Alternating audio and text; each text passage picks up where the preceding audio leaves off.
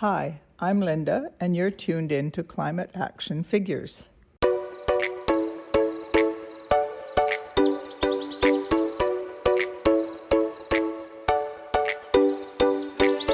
Hello, and welcome to a completely unique edition of Climate Action Figures. My name is John Whidden, and this week on the show, you get to meet a whole bunch of people.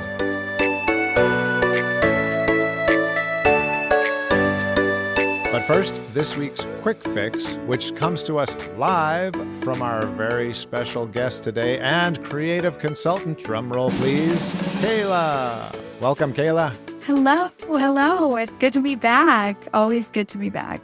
It is wonderful to have you back. You give us such great advice for this program, so great to have your voice included in this. You will be with us the whole episode, and let's start with your Quick Fix. What have you got for us today? Yeah, so this is tough because I feel like I've given a few quick fixes, so I was trying to think of another one. And the one I thought of today is actually one that I haven't done yet, but I am planning on.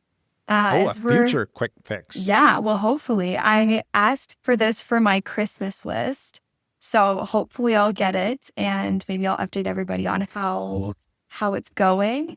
But, okay, I don't know if it's controversial or not, but have you ever heard of a pea cloth? Yes, I have, actually. Yeah. Carry on. Tell us about it. I have several friends who have such a thing. Oh my gosh, I had never heard of it until like a couple months ago, and I saw it on Instagram. Someone who like posts videos and is a travel influencer.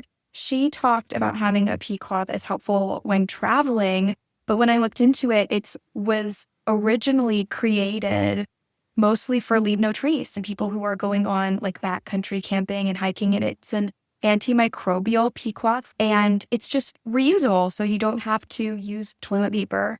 It's good practice to not leave toilet paper out in the wilderness. But then some people think it's gross if you're just putting your used toilet paper back in a plastic bag and carrying it out with you. So the antimicrobial pea cloth, and the one that I found, it's like quick drying, antimicrobial, and then one side will always stay dry. So when you're wiping, you're not going to get your hands wet. So I'm really excited to try it out. So that is going to be maybe my fix for the new year after Christmas. Well, there you go. Our first future controversial quick fix.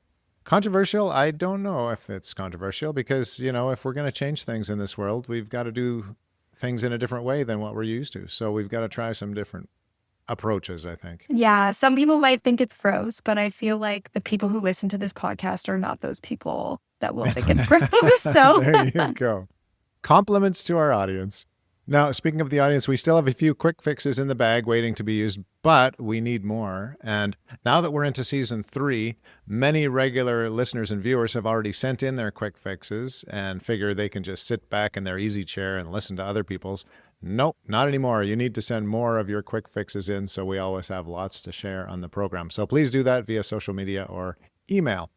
Now, with holidays coming, since Kayla brought it in, we figured this would be a good time to catch up on past episodes. We're going to take a little break until January after this episode. So this will be your big chance to catch up on missed episodes.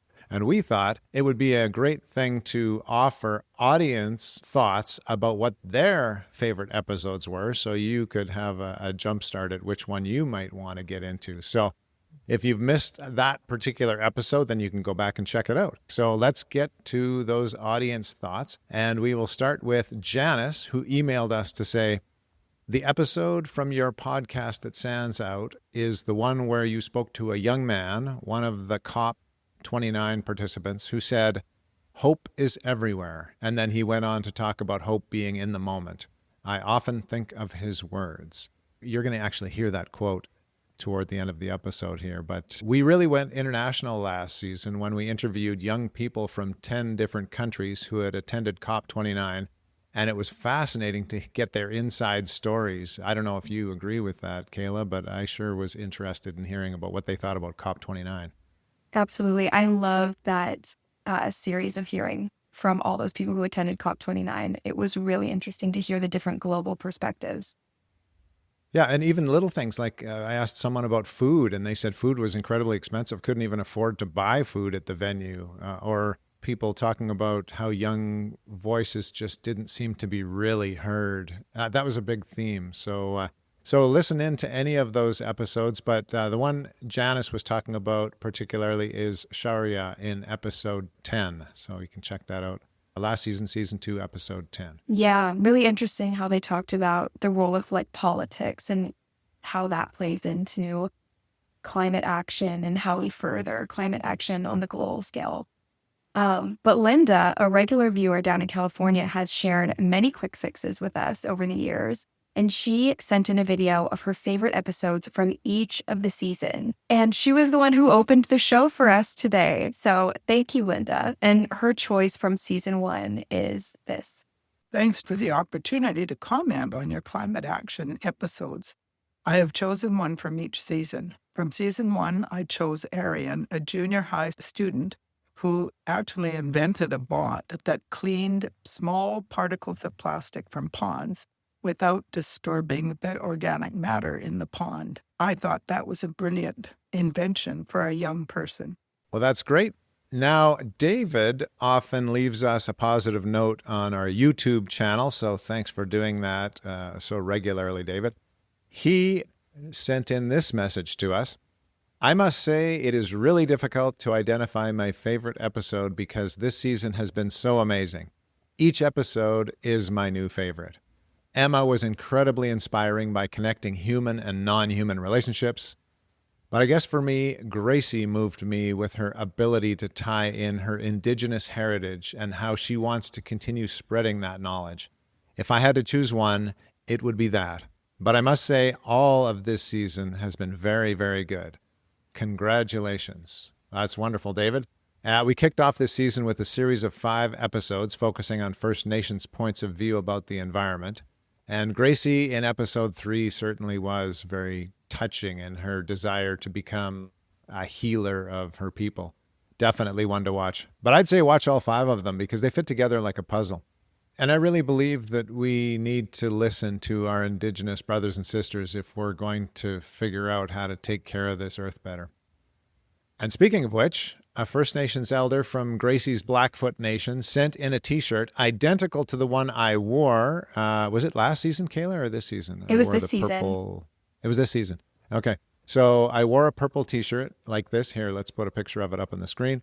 Because he sent in another one of those, because I raved about it, as a prize to give away to the first viewer or listener who gets in touch with us via social media or our email address, climateactionfigures@gmail.com. Thank you very much, Api Sumaka, for sending that in. He's an expert on seeds and also an artist who created that design. So, oh, by the way, it's a small, so don't call in and request it if you are a large, unless you have a small person in your life for whom you would like to have that gift.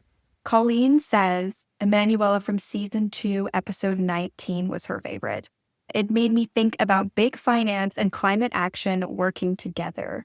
Before I listened to Emanuela, I thought of those two things being mutually exclusive or at odds with each other, not working together. So thank you, Colleen, for that insight. I have to agree with her that I kind of think of those things as being in total separate worlds, and we need one and maybe much, much less of the other, but maybe they need to work together for the solution to the climate issue to come to light. But we'll see where that goes. On to Mike, who messaged us on Instagram and said, "Hey, John, I really appreciate the episode with MJ. Very interesting to hear of their connection with the land and family." Thanks, Mike, for that. And that was another episode from our series of 5 that opened the season.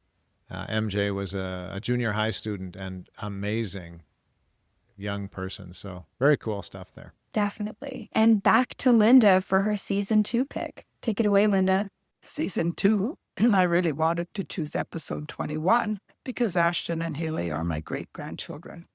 I must say, they love the environment. They are outside all the time, and they do care for it just by nature. But to be unbiased, I chose episode 24 with Sam, who discovered dead fish in his favorite fishing hole in Florida. and also discovered it was caused by runoff from nitrogen fertilizers. He then, with a friend, invented a different fertilizer that didn't have negative effects on the environment. And then they subsequently started a business with this fertilizer. Such creative things that these young people do. I am very impressed. So Linda mentioned her grandkids, Haley and Ashton, to us, and we decided we should interview them. And in this episode that she mentioned, Sam talked about his friend Derek, who had developed a polymer that has all kinds of uses and is based in a material found in algae blooms in the ocean. So basically free material, cleaning up algae blooms in the process. And this guy found an expert in Finland who helped him develop it. Fascinating story. Check that one out too. It's in season 2, episode 27. But all of this to say, you may know the perfect next guest for a Climate Action Figures episode, so please let us know and we'll get in touch with that person and they may be our next guest. Glenda also had trouble choosing. She said, I have really enjoyed listening to all the episodes and have been impressed with how well everyone spoke about their passion about the environment. As I skimmed through the seasons, I remembered these ones the most. Here we go. Season 1, Episode 11, Arian.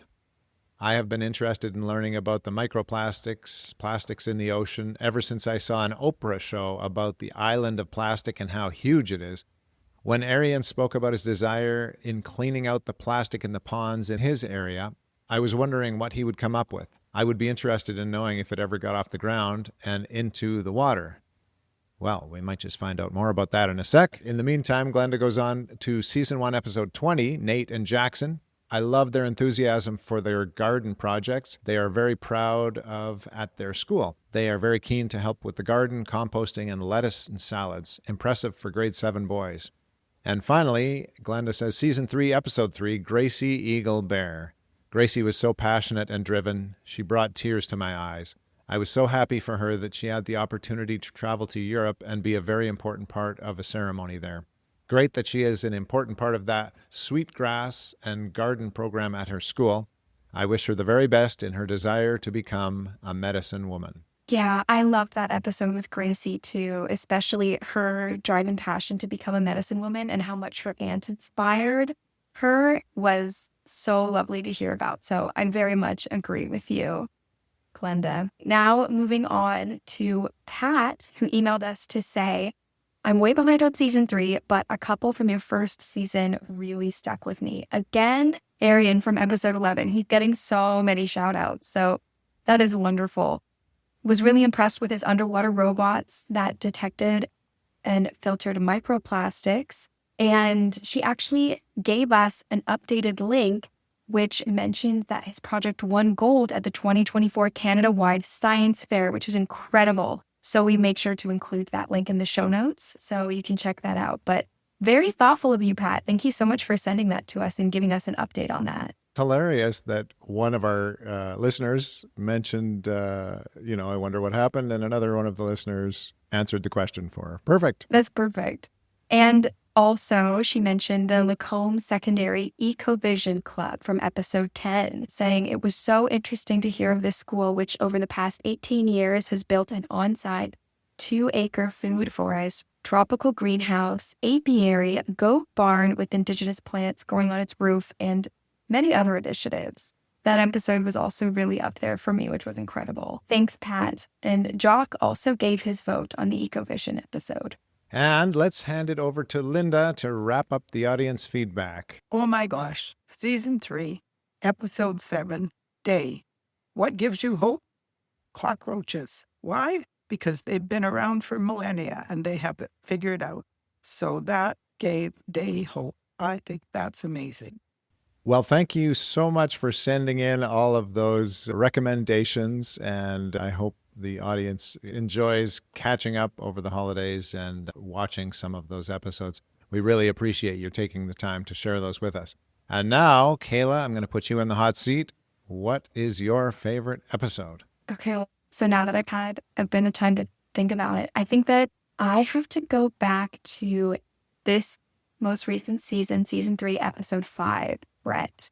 And he was the one who finished off that series about the indigenous lens on climate action, specifically from the Bikini Nation lens. And he was the one who started that sweetgrass and garden program at the school, but he's a settler. So I loved his episode for a couple reasons. I thought it was so fascinating to hear his journey in the Amazon, trying to learn about the plants and the indigenous knowledge in the Amazon, and then turning it back to him saying, why aren't we doing this in Canada, where you're from? So I loved hearing that. And then also, he had so many really great wise words about how to be a good ally and being an ally in a really genuine and honest way. And I think that respecting the teachings and worldview that our Indigenous neighbors give us is so important to moving forward. They have so much knowledge and wisdom to share on how to support and live well with the earth and with nature. So I think that has to be my favorite episode so far. Yeah, that episode was just packed with wisdom, as were many of those in those first series of 5, as are many of our other episodes. There's so many great guests. I really encourage you to go back and look at some of the ones that you haven't seen, because amazing what young people are doing. And yeah, it is hard to choose, but you made me choose. So I'm going to make you choose now. John, what's your favorite episode? Well, I guessed that you were going to throw this back at me, Kayla. So I have something in mind. Someone was asking me about this podcast, and I said, I just love talking with these young people because they are so full of hope and they fill me with hope. So I am going to answer all the guests. How's that for a cop-out? Oh my gosh. But I don't think it's a cop-out, because they really do fill me with hope. So much so, actually, we're going back to Linda one more time, because when she sent a message in, she said it would make a really compelling social media post if you just put a bunch of the hope comments from the end of episodes spliced together. In fact, I put a bunch of them together so we could kind of look at them right now, and then you'll get an idea of what I am talking about. So let's just watch that for a second. One thing that is giving me hope is seeing all of the climate actions that are happening around the world, and seeing people of all ages, not just young people, but also older people from different backgrounds, different subgroups, all taking action towards this collective goal. We are radically positive, and we know that we can bring the change, and we know that we can take care of the world. So yeah, that gives me hope. Hope is like gravity. It exists everywhere. It's just how do we tap into it? The youth, not waiting for the adults of the room to give them permission. Young people are connecting across borders. They're using art, technology, and storytelling to inspire action in ways that didn't exist a decade ago. That our culture isn't dying down and people still know what they're doing. So what gives me hope is what you are doing. It gives me hope that young people of today are now coming to understand what we need to do so that we can save our future. Communities are starting to realize that climate solutions are also just really simply affordability solutions. I really like the tree saplings that I've been growing, like bringing new life in trees into the world. As we continue to learn and to engage in the Truth and Reconciliation Commission's calls to action, and learn how to live more in a balanced and harmonious way together. My little dose of hope for everyone listening in today is that there's no better time to be more hopeful than now. Because trust me, there are 1 million and 1 billion of people out there who share in your faith, who share in your belief, who want to see the world change. And if you continue, you will meet and connect with some of these people, and there will be a source of hope as you go on. One thing that gives me hope is community. I think people like you also give me hope, but I don't think we should be living on validation from other people. So. Very true. And no, I did not pay Harshita to say that. What gives me hope is cockroaches, because supposedly they've been around for a really long time. They've survived, I don't know, probably an ice age, maybe like meteor strikes. And so it makes me think that even if we totally wreck everything, life kind of finds a way. People in the worst living conditions, having the toughest time, but they still have that like optimism to show up and do their thing regardless. Gives me hope is that I've seen so many different people compost so much, and it's just a whole lot better than throwing everything out and letting it go to a landfill. What gives me hope today is the number of dreamers there are out there. And I think hope is one of the most powerful tools we have. It motivates people to sacrifice things to achieve the impossible, to change our minds. The biggest thing that brings me hope is just the idea that human beings are brilliant and have always found ways to survive in the most complex, complicated, and stressful situations. So many climate action figures out in our world, and a lot of them are kids. Spaces like this podcast or the Biosphere Institute that encourage youth to get together and collaborate. Well, my hope is that in the future, there will be better generations with other new ideas that might be better than the last. Aren't those amazing? Yeah. Yeah, those are so heartwarming to listen to. You know, I've had many conversations with guests on the program or friends who are, really engaged in environmental issues. And we have to be very careful that we don't just rely on hope. Oh, we'll just be hopeful and the climate issue will be solved. So I realize that, but if we lose hope, we're toast. So it's important that we keep our hope through, the difficult things that we see happening in the environment. So keep doing the thing, taking action, whether that's joining a local environment club or cleaning things up in your neighborhood even, or attending COP29, or going into a march to show how important your voice is on this issue. But at the same time, don't let your hope fade and let these young people's hope filter into your life and inspire you. I just should mention also, Kayla, that we're getting to the point where we need to decide whether or not we're going to take this into a fourth season, and we haven't actually decided that yet. So feel free to get in touch with us if you have an idea, someone who would make a great guest, or you just want to tell us whether or not we should continue. But most importantly, if you find this podcast hopeful or helpful or useful in any way, please share it far and wide, because, if we see our audience growing and getting larger and larger, then we'll realize that this is an important thing and we need to continue it. So that will definitely encourage us. Please share it with anyone you think who would enjoy watching an episode or 48. Make sure to like and subscribe and maybe review us if you have the time. It's really helpful. Good point. Well, it was great to have you back, Kayla. It's great to be back, as I said. I'll always come back. And we will definitely invite you back, as has become the tradition for the season 3 finale episode. So we can expect to hear from you again. Thank you, listener or viewer, for including us in your daily routine, whether that's in your living room, your car, or wherever you tune in. We will be back in January, same time, same place, to hear from another young, inspiring climate action figure. Until then, go figures.